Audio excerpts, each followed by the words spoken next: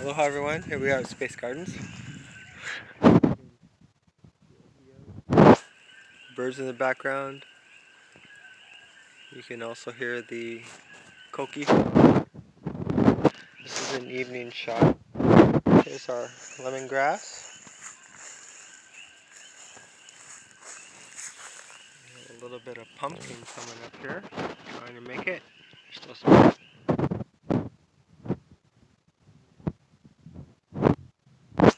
And another pumpkin. And in this bed I planted some ginger, which is yet to come up. And here's two pigs.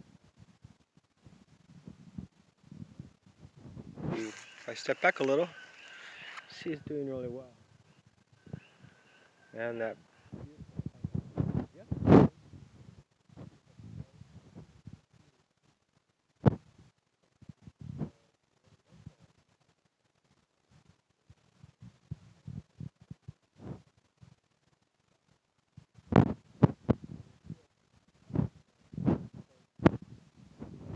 knock back the weeds that are trying to climb up into the beds.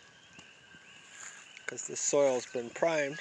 We've been putting mulch and horse poop and all kinds of things on it, and all that grass is going, hey, we want some of that. We need some food. So I'm trying to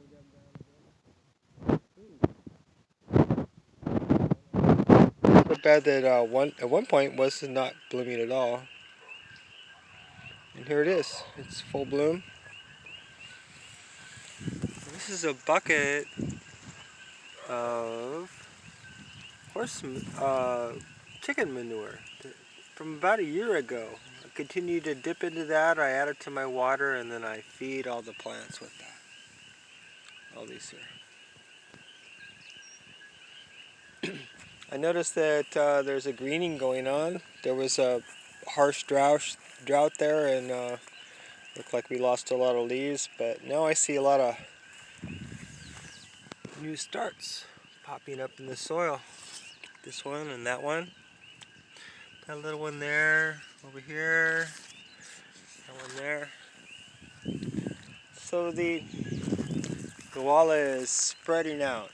It's finding more opportunities for new leaf growth so that it can grow a larger comb, a larger root. So that's how it works. Here's a mint here I planted. Looking really green. Looks beautiful. Like I said, we just got a recent rain, this evening rain. There's a small plumeria growing. You can see the stem there. And here's this beautiful avocado tree just bursting. This has got to be 5 times the size of what it was when I first saw it. And I'm going to be topping it soon. I'm going to take that top off, because I want this avocado to grow sideways so that when it starts to produce fruit, we don't have to reach too high to get it. That's the problem with a lot of trees. They just grow too high, and then you have to pick them real high. But if you keep them low, you can harvest them. Here's the harvest them easily. This is the soursop tree. Looking beautiful. Looks like it's really adjusted. I've been doing some transplants. I transplanted this basil, which is a really hardy basil. I like it a lot. Very strong. Into this bed here, an open bed. And I've been transplanting these morning glories. No, not morning glories. God, I forget the name. But anyone who knows these will know right away by that flower. There you go. Marigolds. Marigolds. I love marigolds. And here's a bean plant that I cleaned up. It's sitting on a dead stump of another plant, but it looks like a bean tree. Yeah, look, check it out. Kind of cute, and it is producing. It's producing beans. I think it's happy about the choice I made for it.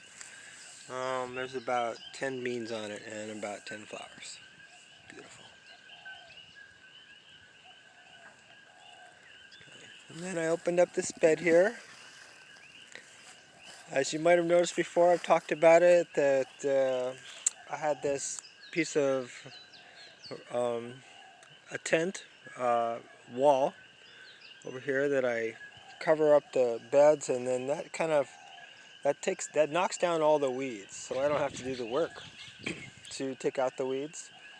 All I have to do is allow it to do its work, and then I come back and all the weeds are dead underneath it, and then I can easily go through it. I was able to cut through this in an hour. If I had tried to do that with full weed situation, that would have taken a lot more work, twice as hard. I still have to clean out some roots here. You notice there's all these red roots that are in there, and these are coming from the Star of India and this other tree, which is yet to be identified. And I hope in my next cast I'll just identify what that tree is. It's really cool. It's putting off these really beautiful small white flowers right now. And here is our Jamaican lilikoi. One leaf. One simple, easy leaf. Making its way back up the Star of India, which has this leaf here. That's the Star of India. A beautiful plant, but it's not a food plant. It's nothing you can eat. It's purely an ornamental. And I've cut it back because I made a pathway on the other side of the garden so that there's better access to the whole garden overall. Getting a little too crazy back here with the weeds and all. At some point we'll want to move that log here, move that log back a little bit more and even reclaim some more garden space if we can. Because my overall goal with this is to grow food, to have an edible garden. I love edible gardens. That's my my love and my passion. That's why I do what I do. Alright.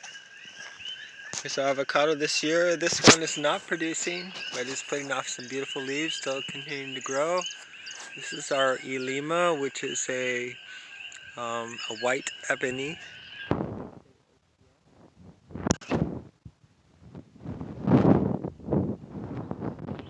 Birds in the background. We have the myna bird calling off. And here's how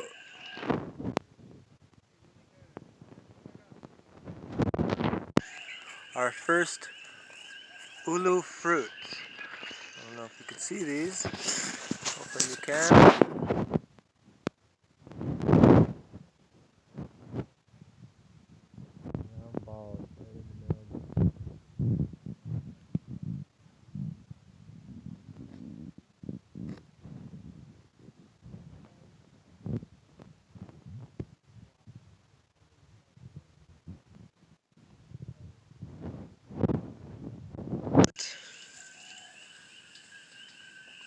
Plant things at its base. This is a squash coming up. And I also took a native plant, planted it there as well as some lemongrass, which is still recovering. And just start to mulch this. I'm going to add a lot of mulch in the next few weeks to this ulu, because ulu provides the breadfruit, which is like a potato. And when it gets big, it can produce hundreds of these things, which can feed many, many people, which is a good thing. Everyone needs food security.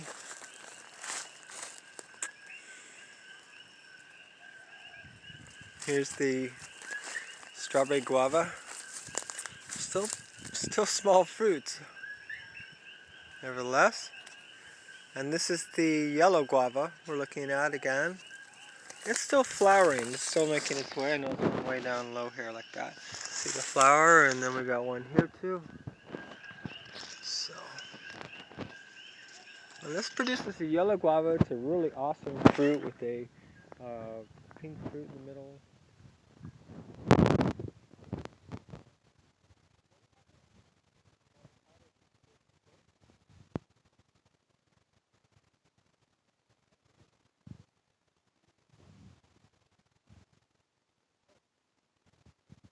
See, it's the yellow guava um, coming forth and growing new trees right there. That's pretty cool. And then we have the strawberry guava still in the blooming stage. Okay. This is a challah tree. Hauhala. And it looks like it has pineapples in there. I'm not sure. Let's see if we can get that. Looks like it has pineapples in the tree, but that's actually lauhala.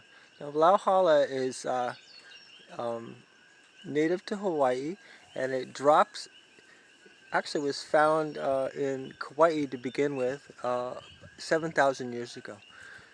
It produces a lot of leaves that are used by the Hawaiian culture, the Hawaiian people, for making mats and hats and things like that. The leaves fall to the ground and they use a certain tool to harvest that. I'd love to show you that in a later video, just how that works. And here's the space tree, which all kids love and have used for decades for fun. Alright, we're into bananas now. We're into the next garden. Here we go with the noni, and it's producing beautiful fruits, which are believed to be helpful as a medicinal plant. A medicinal plant is something that helps the body heal. And when they get super yellow, that's when some people will eat them. I gotta tell you, it's pretty bitter, but you can try it, give it a try. There we go. That one's the closest to ready.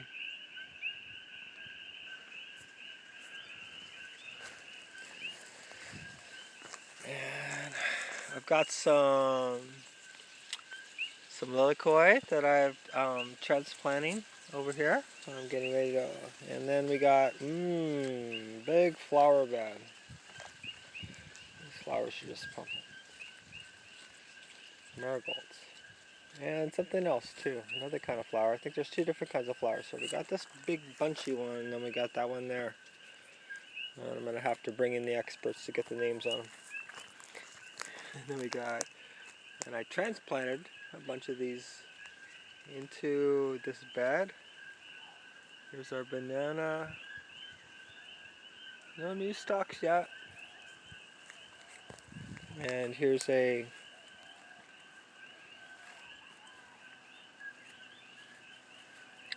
Chinese orchid that is a wild growing